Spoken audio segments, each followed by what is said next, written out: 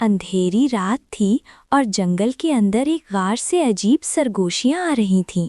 لیو، میلو اور تارا اس غار کے سامنے کھڑے حیران ہو رہے تھے۔ اچانک غار کے اندر سے ایک ہلکی سی آواز آئی۔ میلو نے ڈرتے ہوئے کہا، کیا تم نے یہ آواز سنی؟ لیو نے بہادری سے جواب دیا، ہمیں سچ جاننا ہوگا۔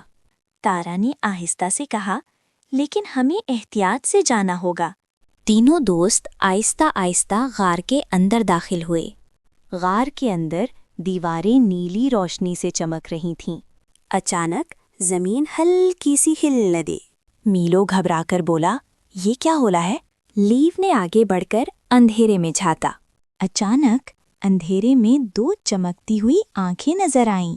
تارا نے سرگوشی میں کہا، شاید کوئی مخلوق ہے۔ اچانک ایک تیز ہوا غار میں گونجنے لگی۔ میلو نے لیو کا بازو پکڑ لیا۔ پھر اندھیرے سے ایک سایہ آہستہ آہستہ باہر آیا۔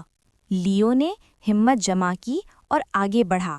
اچانک وہ سایہ رک گیا اور پھر اس نے آہستہ سے کہا، مدد کرو۔